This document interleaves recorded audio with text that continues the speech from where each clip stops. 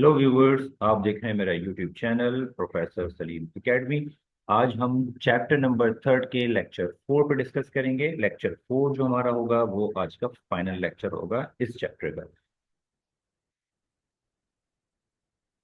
जो एग्जाम्स के लिहाज से इम्पोर्टेंट टॉपिक आपके हो सकते हैं इस चैप्टर के अंदर, उनमें से एक टॉपिक ये है आपके पास law of equi marginal utility. Diagram की मदद से, टेबल की मदद से और इक्वेशन की मदद से, इसके साथ साथ इसके अंदर इसकी अजम्पशंस और एक्सेप्शंस भी डिस्कस करेंगे। तो स्टार्ट करते हैं अपनी वीडियो को। सबसे पहले law of equi marginal utility के हवाले से ये जो इक्वी का वर्ड है इस लॉ के अंदर ये इक्वल से निकला है, यानी कि मार्जिनल यूटिलिटी इक्वल। तो जानते हैं कि इस इक्वी से क्या मुराद है और आगे बढ़ते हैं। यानी कि कोई शख्स जिसका एक बजट है, जिसकी एक खास इनकम है, वो अपनी उस खास इनकम को इस तरह से दो या दो से ज्यादा कमोडिटीज के ऊपर, यानी कि चीजों के ऊपर, अशिया के ऊपर इस तरह से खर्च करे कि हर हर कमोडिटी से जो सेटिस्फेक्शन मिले वो मैक्सिमम हो जाए, और फिर जो जो मार्जिनल यूटिलिटी है वो भी उन तमाम गुड से इक्वल हो जाए। इसको हम दूसरे लफ्जों में इस तरह कह सकते हैं कि अकॉर्डिंग टू मार्शल, कोई भी कंज्यूमर जब दो या दो से ज्यादा कमोडिटीज के ऊपर अपनी खास इनकम को स्पेंड करता है तो हर प्रोडक्ट से मिलने वाली जो सेटिस्फेक्शन हो वो मैक्सिमम हो, और जो मार्जिनल यूटिलिटी है उन प्रोडक्ट से मिलने वाली वो इक्वल हो जाए। इस बात को हम एग्जाम्पल समझने की कोशिश करते हैं। तो इसमें कहा गया है कि आपके पास 10 रुपए हैं, जो कि ये आपका बजट है और आपको स्पेंड करना है, इस तरह स्पेंड करना है कि जो है दो कमोडिटीज हैं, एक कमोडिटीज आइसक्रीम है और दूसरी है आइसक्रीम सोडा। ये दोनों कमोडिटीज आपको पसंद है और आप इसको इस्तेमाल करें इस तरह से कि दोनों कमोडिटीज से मिलने वाली यूटिलिटी वो मैक्सिमम मिल जाए। जो आपके पास बजट 10 का है उसमें 6 रुपए अगर आप आइसक्रीम पे खर्च करें तो आइसक्रीम से आपको ज्यादा मजा आएगा। इसके बाद जो बाकी 4 रुपए अगर आप वो खर्च करते हैं तो आइसक्रीम चूंकि आपने इस्तेमाल करनी शुरू कर दी और आखिर के 4 रुपए में भी आप आइसक्रीम यूज करेंगे तो शायद आइसक्रीम से आपको आखिरी जो आपकी स्पेंड ऑफ मनी है उससे आपको ज्यादा सेटिस्फेक्शन ना मिले। इसलिए आप इस 4 रुपयों को दूसरा जो आइटम है, दूसरी जो कमोडिटी है उस पर खर्च करेंगे, जो कि 4 रुपये बनती है। तो इस तरह से सोडा पे भी 4 रुपये आपने खर्च किए, आइसक्रीम पे आपने 6 रुपये खर्च किए, और दोनों पे जो पैसे खर्च किए दोनों से मिलने वाली मार्जिनल यूटिलिटी वो इक्वल हो जाए। इस 10 रुपयों को आपने 6 और 4 दो डिफरेंट कमोडिटीज पर खर्च करके मैक्सिमम सेटिस्फेक्शन हासिल कर ली। एक और एग्जाम्पल से समझने की कोशिश करते हैं कि आपके पास सिर्फ 1 आवर है, 1 घंटा है जिसमें आप वीडियो गेम या प्ले कर सकते हैं, खेल सकते हैं। अब आप इस 1 घंटे में दो या तीन डिफरेंट वीडियो गेम को खेल सकते हैं। लेट्स सपोज एग्जांपल के लिए ऐसे हमारे पास गेम ए है और गेम बी है। अब आपने इस तरह से गेम ए को टाइम देना है कि आपका सेटिस्फेक्शन लेवल मैक्सिमम रहे, और इसी तरह बी पे भी आपने इतना टाइम देना है कि बी का भी जो सेटिस्फेक्शन लेवल है वो मैक्सिमम रहे। तो इसके लिए क्या करना होगा, आप यकीनन जब पहले गेम को खेल रहे होंगे तो हो सकता है कि 20 मिनट बाद या 30 मिनट के बाद आप थोड़ा सा बोर हो जाएं और आप कहें ठीक है, आधे घंटे आपने गेम खेल लिया, अब काफी है। आपका जो सेटिस्फेक्शन लेवल था वो आके वहां तक ही मैक्सिमम रहा, फिर ये डिक्लाइन की तरफ चले गया। तो जैसे ही आपकी सेटिस्फेक्शन डिक्लाइन पे जाती है, आपने ए गेम को खेलना बंद कर दिया और आपने बी गेम को स्टार्ट कर दिया। बी गेम से भी आपने 30 मिनट, 20 मिनट या 25 मिनट, जो भी आपके पास 1 घंटे में टाइम बचा था वो आपने इस पर स्पेंड किया। तो उस वाले वीडियो गेम से भी आपको सेटिस्फेक्शन मिली, लेकिन जैसे ही 30 मिनट पूरे हुए तो आपकी जो सेटिस्फेक्शन थी वो कम होना शुरू हो गई। तो लेकिन चूंकि आपके 30 मिनट का टाइम था और आपका 30 मिनट और दूसरे गेम पे 30 मिनट, आपका पूरा 1 घंटा मुकम्मल हो गया था। तो इस तरह से दोनों गेम से जो मिलने वाली मार्जिनल यूटिलिटी है वो बराबर होनी चाहिए, वो बराबर है। अब हम आगे बढ़ के इसको टेबुलर फॉर्म में समझने की कोशिश करते हैं। तो आपने अपनी इनकम को इस तरह से खर्च करना है कि प्रोडक्ट एक्स और प्रोडक्ट वाई से मिलने वाली मार्जिनल यूटिलिटी इक्वल हो जाए। तो कैसे इक्वल होंगी और मैक्सिमम सेटिस्फेक्शन कब तक मिलता रहेगा, ये इस टेबल में जानने की कोशिश करते हैं। ये जो पहले कॉलम में तमाम चीजें लिखी हुई है ना, ये तमाम चीजें आपकी रुपीज हैं। जैसे आपने फर्स्ट रुपी स्पेंड किया, सेकंड, थर्ड, फोर्थ, इस तरह से 8 रुपीज तक आपने स्पेंड करना है। और जो कमोडिटी खरीदनी है, जो इस्तेमाल करनी है, वो एक प्रोडक्ट एक्स से एक प्रोडक्ट वाई है। प्रोडक्ट एक्स में आप कोई भी प्रोडक्ट डाल सकते हैं। लेट्स सपोज आपको अगर मैंगोज बहुत पसंद है, तो प्रोडक्ट एक्स में आप एक जो फ्रूट है मैंगो वो डाल दें। अगर आपको ऑरेंज बहुत पसंद है, तो दूसरा जो फ्रूट है ऑरेंज वो प्रोडक्ट वाई में डाल दें। इस तरह से कोई भी कमोडिटीज जो आपको पसंद है वो यहाँ पे आप इंसर्ट कर सकते हैं, एक में एक्स में एक प्रोडक्ट और वाई में दूसरी प्रोडक्ट। तो जानते हैं कि जब आपने पहला रुपया या पहला पैसा या पहला जो नोट है आपने जब खर्च किया, तो उससे जो चीज आपने परचेज की मैंगो, उस मैंगो को इस्तेमाल करने से मिलने वाली यूटिलिटी वो 20 है। इसी तरह से जब आपने सेकंड रुपीज स्पेंड की, तो वो 18 है। थर्ड रुपीज स्पेंड की 69। इस तरह जैसे जैसे आप रुपीज स्पेंड करते जा रहे हैं सिर्फ एक एक्स प्रोडक्ट पे, तो उससे मिलने वाली मार्जिनल यूटिलिटी ये देखें डिक्लाइन होती चली जा रही है। ये सारे 8 रुपए आपने पहले वाली केस के लिहाज से, ये पूरे 8 रुपए आपने एक प्रोडक्ट पे खर्च कर दिए। इसी तरह से ये 8 रुपए अगर हम इस वाई वाले प्रोडक्ट पे खर्च करते हैं, तो हमें जो मिलने वाली इस वाई प्रोडक्ट से मिलने वाली, यानी कि जो ऑरेंज हमने एग्जांपल ली थी, जो ऑरेंज से मिलने वाली यूटिलिटी है वो देखें शुरू में ज्यादा है और फिर आहिस्ता आहिस्ता वो कम होती चली जाती है। तो मैंने आपको सिर्फ समझाने के लिए बताया कि हमने ये 8 रुपए पूरे के पूरे पहले केस में एक्स में डाल दिए हमने, नीचे मैंगो परचेज करने पे लगा दिए। और फिर दूसरे वाले केस में हमने क्या किया कि ये 8 रुपए पूरे फर्स्ट से लेके 8 तक हमने ऑरेंजेस खरीदने पे लगा दिए। जबकि हमारे लॉ ये कहता है कि ये जो 8 रुपीज हैं, इन 8 रुपीज को इस तरह खर्च करें कि आप एम यू एक्स भी और एम यू वाई भी, ये दोनों इक्वल आ जाए।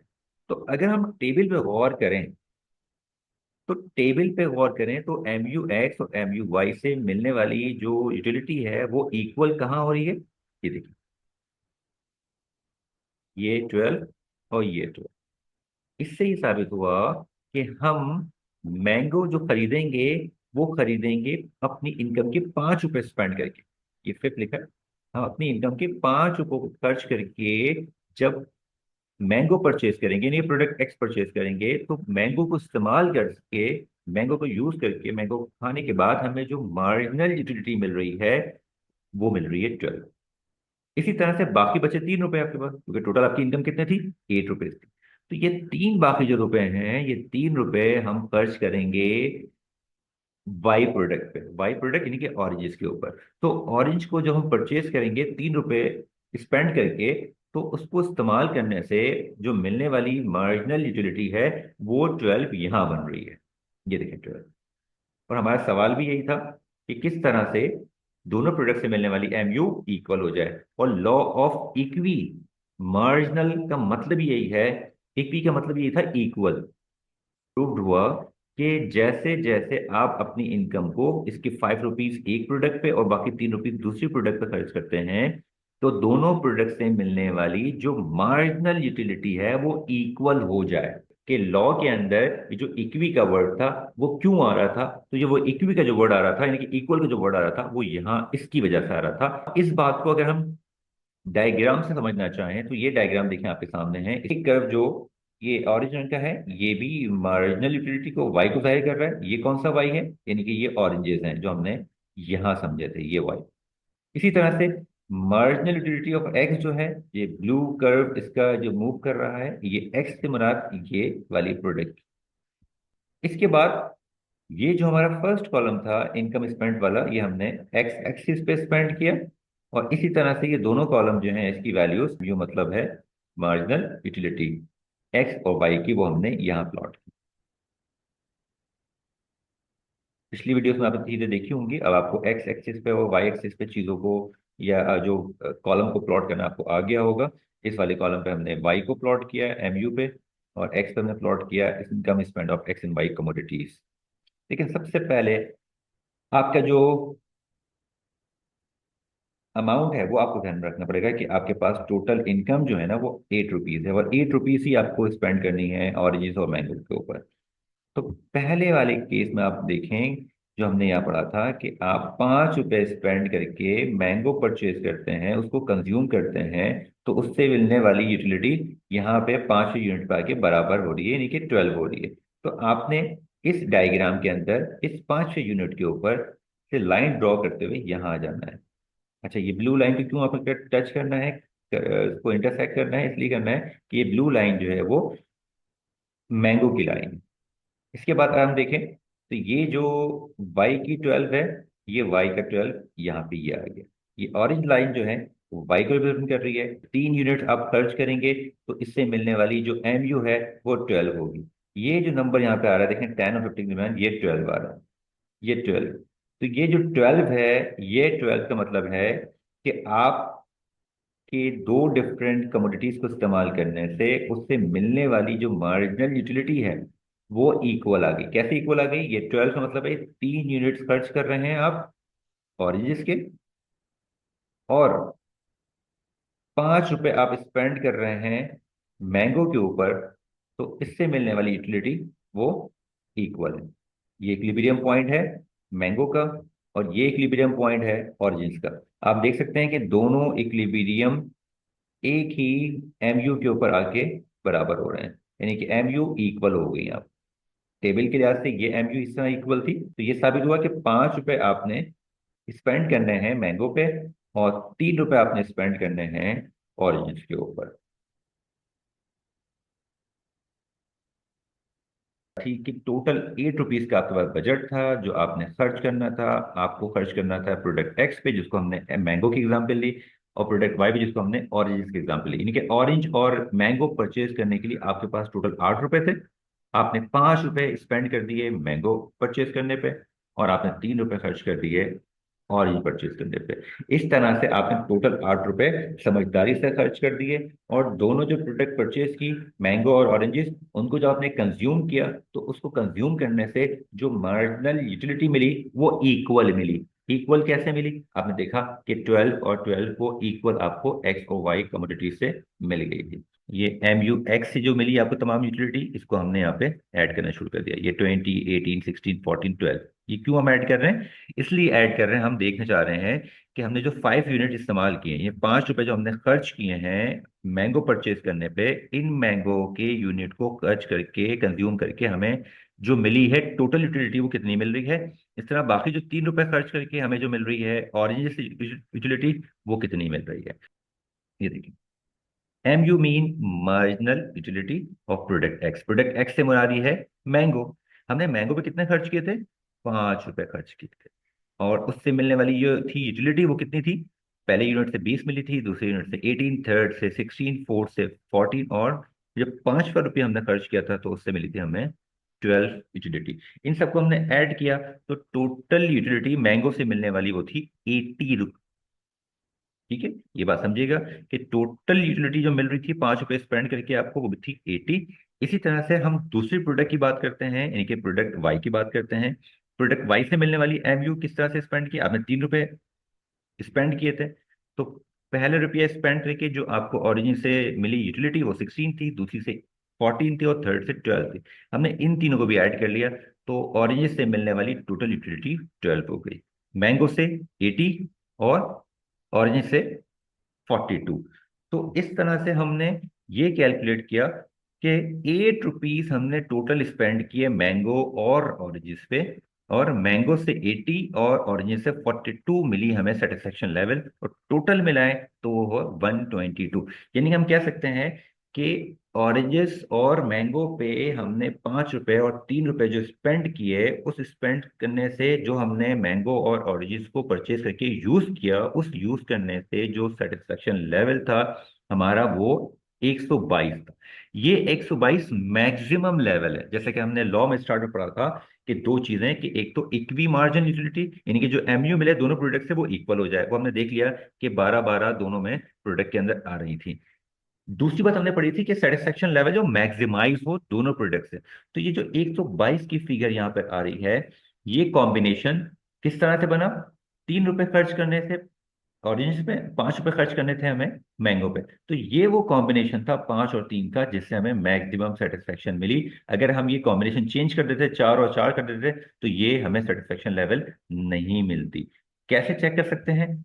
आप इसका 1 रुपया कम करें तो इसकी ये यूटिलिटी आप इसको कम कर दें। इसी तरह से इसके 1 रुपये बढ़ा दें तो इसकी यूटिलिटी को आप 10 पे कर दें। तो ये 14 14 फिर हमारे पास आ जाएगी।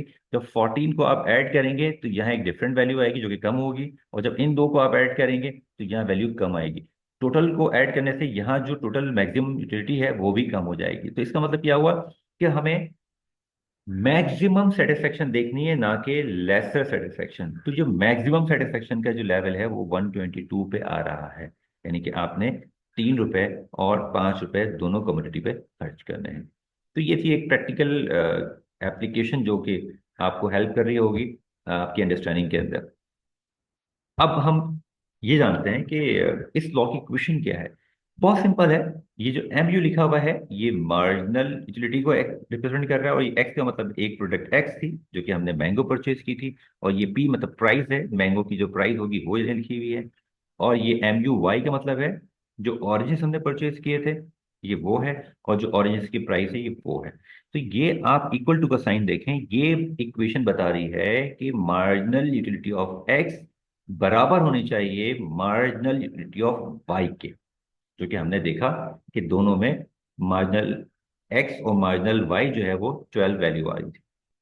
तो व्यूअर्स ये था आज का लेक्चर। लेकिन आपको ये वीडियो पसंद आई होगी, हमारे साथ जुड़े रहें यूट्यूब चैनल पे, फेसबुक पेज पे और व्हाट्सएप चैनल पे, हमारा वीडियो को देखते रहें। इस तरह की तमाम इंपॉर्टेंट वीडियो हम आपके सामने लेके आएंगे ताकि आप अपने एग्जाम्स की अच्छी प्रिपरेशन करके एग्जाम में अच्छे मार्क्स हासिल कर सकें। Thank you for watching my video. मेरी वीडियो को लाइक भी करें, अपने दोस्तों के साथ शेयर करें और मेरे चैनल को सब्सक्राइब करें।